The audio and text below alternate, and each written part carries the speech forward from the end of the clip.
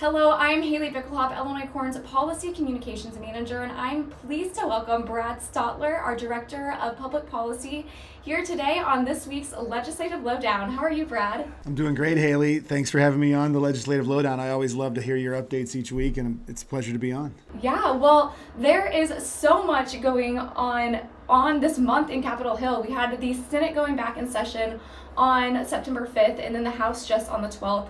What can we expect to see during this crazy time jumping back in?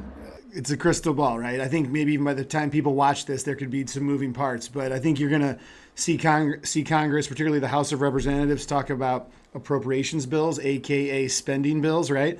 So how do we fund the government? There's a deadline for that, and that's going to be front and center. We're also seeing word from Washington that Kevin McCarthy is bringing about a impeachment proceeding inquiry into the Biden administration, and so we'll see how that kind of rolls with the appropriations process. And I think finally that we care about here at Illinois Corn is the looming deadline of September 30th for the Farm Bill passage. And so a lot going on. I think, there's a lot of similarities amongst all the arguments, but then also kind of how they impact them will be different according to what topic we're talking about.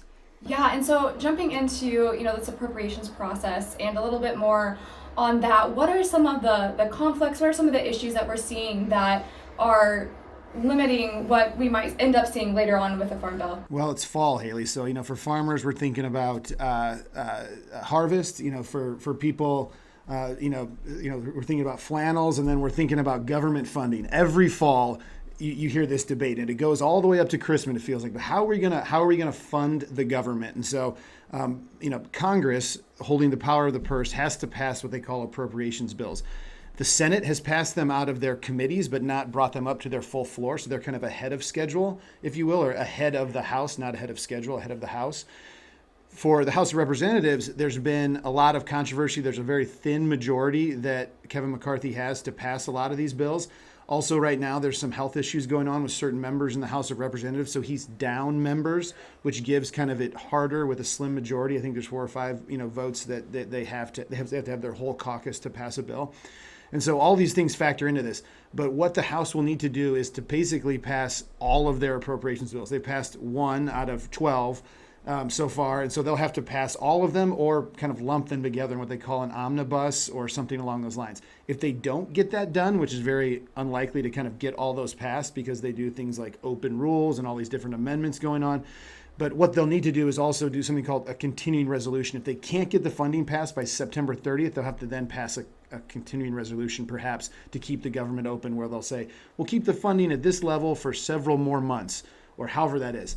That's going to be controversial too, as you know, as you've seen in the news. If there is a government shutdown, what impacts are we going to see right away on the ag industry? That's a great question, Haley. I think when you hear this debate in Congress on how will Americans feel, whether or not there'll be a government shutdown, in the ag community, we will feel some of that. So if there is a government shutdown, FSA offices will be closed. The natural resources conservation offices will be closed. We'll have some risk management kind of closures. And how they think about that is whether you're essential or non-essential in the government. So there'll be determinations on that. And if you're, quote, non-essential as an employee, then you won't be able to work.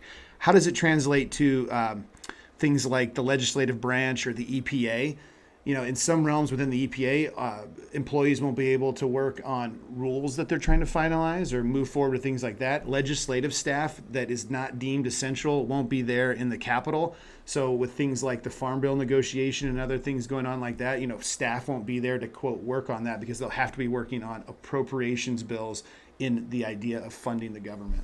So how do you think that these current negotiations that are going on with the appropriations process, how is that going to relate then into Farm Bill negotiations coming up once we get through these issues right now? Right. We're looking at this September 30th date that we need to pass some sort of Farm Bill too.